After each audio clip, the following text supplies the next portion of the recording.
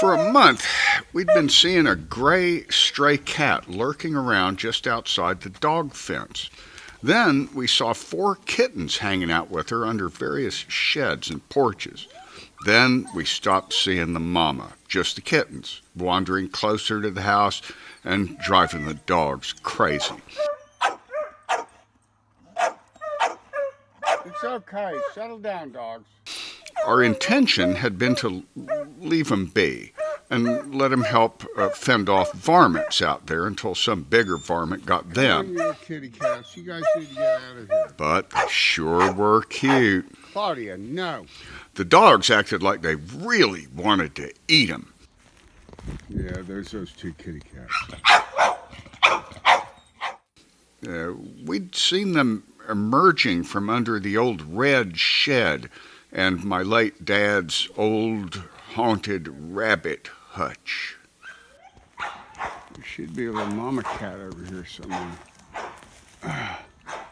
But there could also be a rattlesnake. There's one of those kitty cats. No, there's 2 of them. Is that the same 2? You better be cautious, you little idiot cat.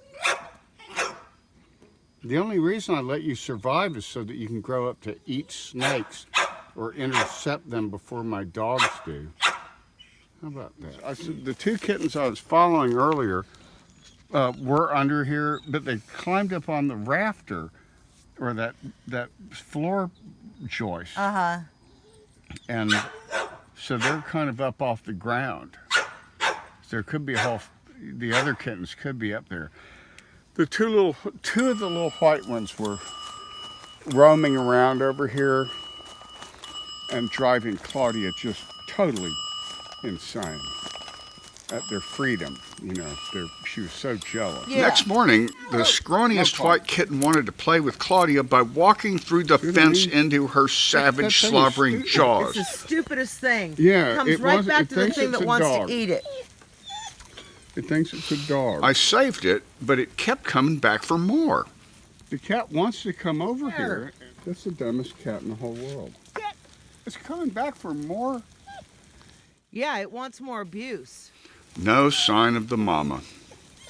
After I took this bold one back to the shed, Claudia kept barking at the car. Remembering a dreadful event involving kittens in an engine, I opened the car hood and sure enough, there were 3 more kittens in there on top of the motor. Good thing Claudia warned me before I drove into town. Would have been a bit of a mess. Where'd the other cats go? 2 days later, there were 3 starving and loud kittens hanging around the shed with no sign of the mama or the 4th kitten. They looked pretty wretched and were keeping the dogs agitated, so we decided to arrange for them to be spayed or neutered and put into a pet adoption place. This is Boldy. Boldy is the bold little kitten. Yeah, we fed him, The other one. and then we named him. While I'm here. And you can guess what Boldy eventually happened. Is my friend. Boldy, as soon as I came out here, she approached me. I sat down.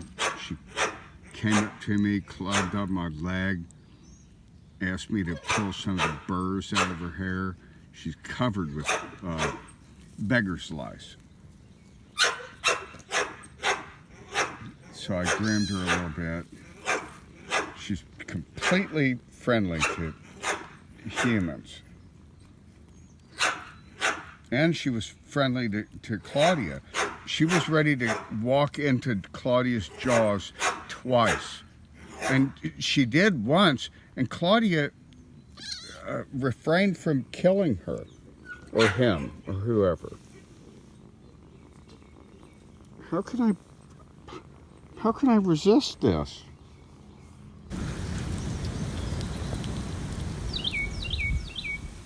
Boldy ended up being renamed Dolomite after the bold character portrayed by my hero, Rudy Ray Moore.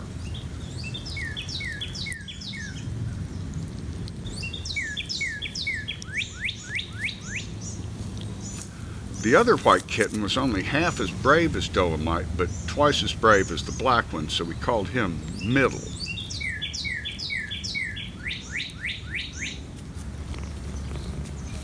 Because the black one had a white star pattern on him, and because he was actually extremely timid while pretending to be tough sometimes, we named him Star-Lord. Luckily, it turned out they were all indeed males, so we didn't have to rename them. Boldy. Boldy always wants to get all the way forward. He must walk right into the jaws of death, old Boldy does. He's a nut. That machine noise is them purring. At first, we decided to keep just Boldy, that is Dolomite, who seemed to really want to party with us. Once he was inside, the dogs totally accepted him as just an interesting minor annoyance and sometimes a playmate.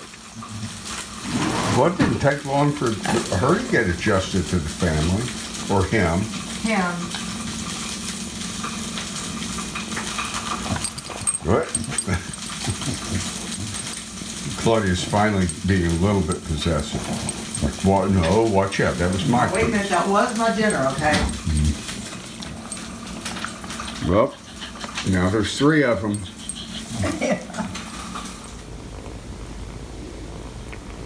I think the kitten is seeking a teat. The kitten is seeking a teat on Claudia. Yeah. There ain't no teat there. You're going to have to lap up milk like a cat. You were doing that earlier, little baby. You did. Look at that. Claudia was the one the most likely to bite that cat's head off. And look. The kitten looks like a piglet trying to find a titty on a hog using Claudia's neck. Claudia doesn't seem to mind. She's kind of digging it so far.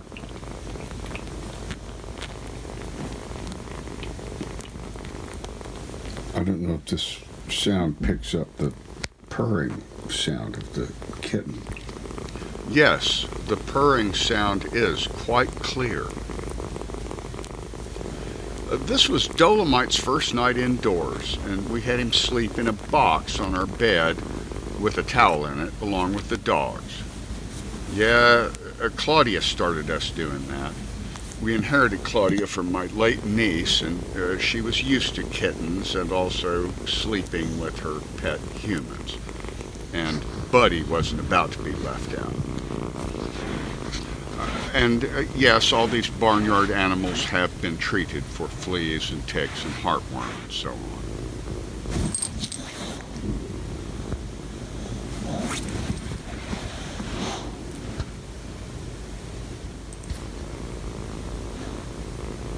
So cute.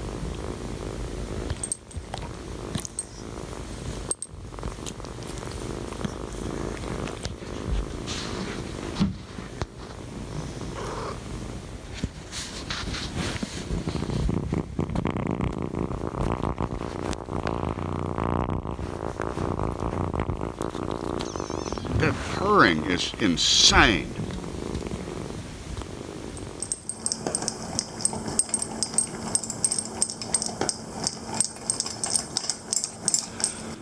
We took Dolomite in 1 month ago, and he has doubled in size since this was shot, as you'll soon see. He still had a streak of tar or something on his forehead, but he really enjoyed being washed and flea powdered. And of course, we couldn't bear to give up Middle or Star-Lord either, so we took them in too, got them a bed and a nice kitty litter box, which they've used exclusively and copiously, I might add.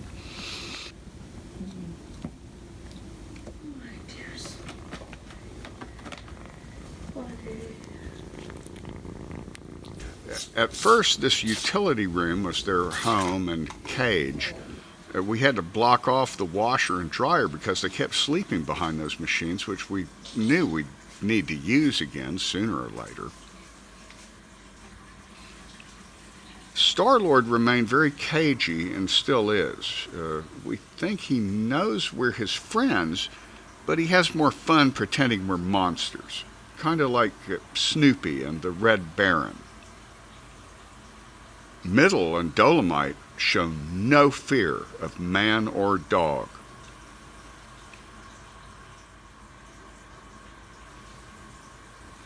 Oh, come on, Star-Lord, play with us. You know those monkey people won't hurt you. Look at that. At least Claudia's eating. Normally we can't get her to eat at all. Unless Buddy's trying to eat her food, and now we've got this, the cat is eating her food. That's Dolomite, I think. We have a doggy door, and the kittens are very interested in trying it out, but we want to keep them indoors until they're a little bigger because hawks really do sweep down out of the sky and carry off kittens here. It's not all that unusual, and we definitely have hawks and owls here. That's one reason we took the orphans in the first place. Plus, although they're real hazards at this age, in the long run they'll probably be a big help in keeping down the varmint population. Notice how Claudia remains oblivious to their antics. Star-Lord has the mouse. He's afraid of me. He thinks that I will kill him. That's why he's running away in fear. Yes, in fear of the giant pink monster. Those boxes are mostly subgenius product and office supplies. This house, formerly of my late parents, is now part workshop, part Buldata Art Museum, part Cretaceous Marine Life Fossil Museum, and part zoo, obviously. Does MA have kitties? Yes. They sure did gain weight and fluff up again once they were being fed regularly, and believe me, they don't hesitate to remind us about feeding them.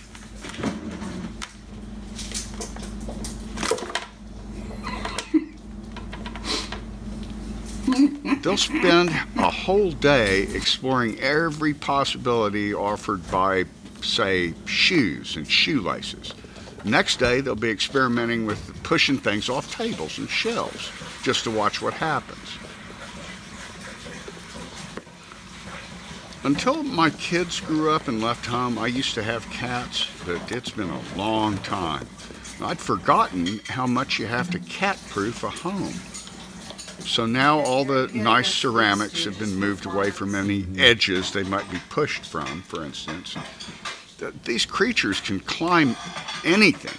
In this house, in many places, they can literally climb the walls. Star-Lord sometimes forgets I'm there and ignores me to the point of climbing on me. Then suddenly goes, "Oh my gosh, the monster! I'm supposed to run and hide until I can find a way to trick him and bring him down." It's like he's deliberately trying to provoke that shoelace into fighting him. Yeah, that is a little bit of stockpiled toilet paper. We were early hoarders, albeit modest hoarders.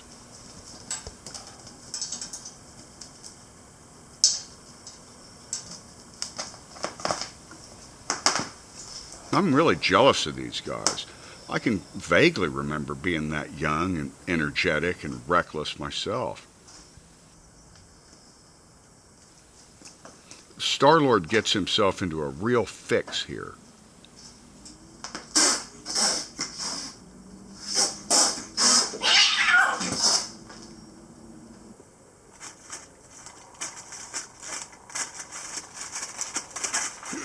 Must subdue the deadly piece of cellophane packaging and silence its loud crinkling noises.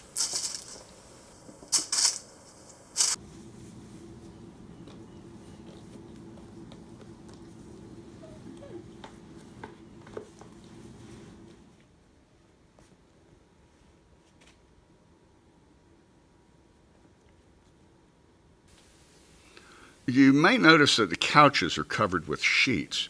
Those come off for guests, but normally we actually don't use the couches much at all, whereas they're the animals' favorite place to slack off.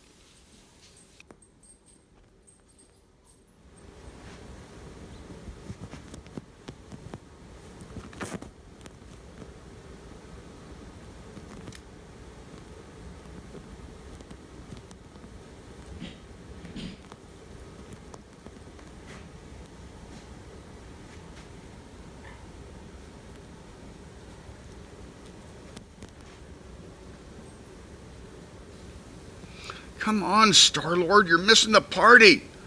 Wake up and play. I'm gonna bite your face off. Ooh, your ear tastes weird.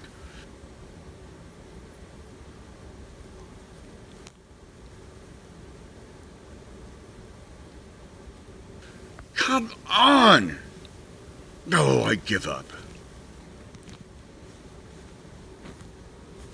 Meanwhile, Middle is doing battle with the sheet.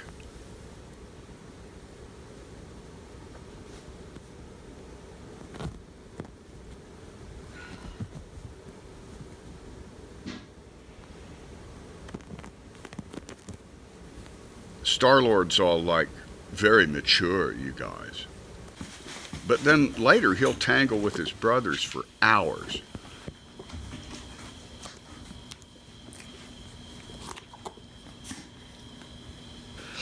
When they get to fighting, they look like they're about to kill each other. So I started filming their battles in slow motion, which reveals a lot of subtle moves that are too fast for the human eye to follow. Mine at least, anyway. Evidently the kitten eye follows him just fine.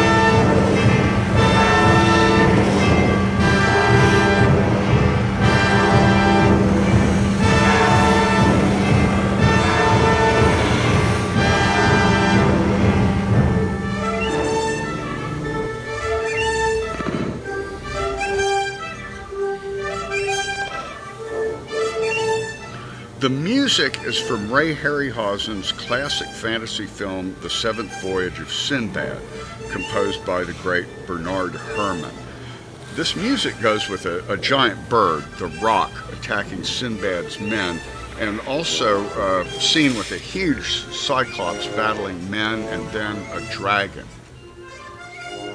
There will be even more of this at the end. I'm fascinated by this slow motion footage. Sorry about the way the fluorescent lights flicker in that mode.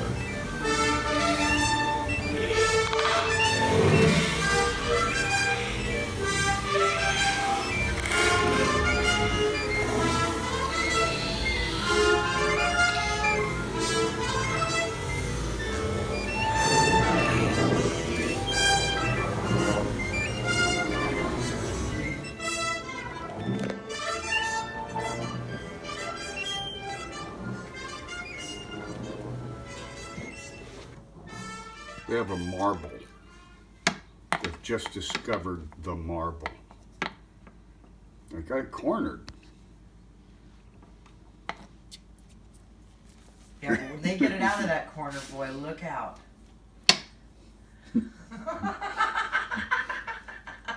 Oh no, it's hidden again. Up.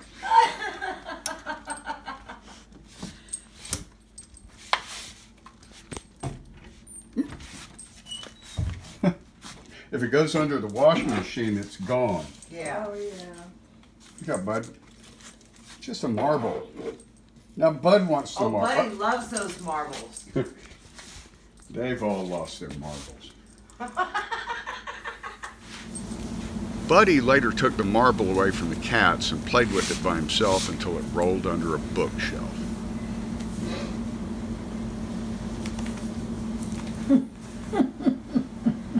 All right, back to the serious fight. Back to the serious fight. Oh, there you go.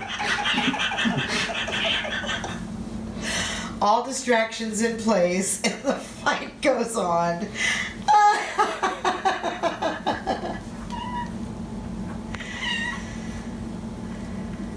I'm going to eat my brother's tail. With the beautiful blue eyes. Oh.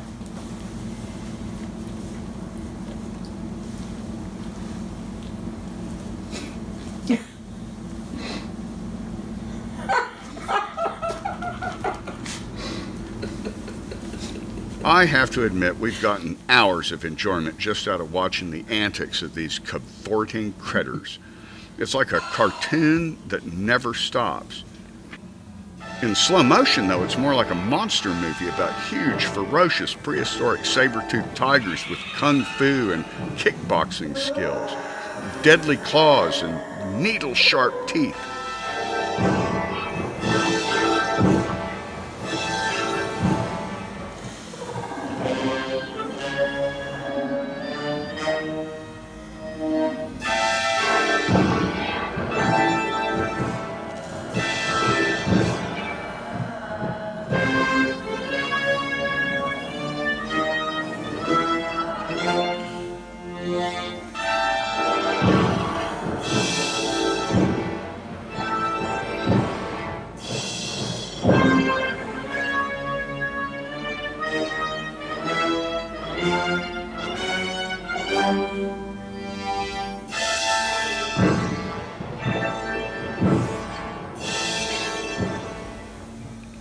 At this speed, you can see Star-Lord's claws pop out and then retract real fast.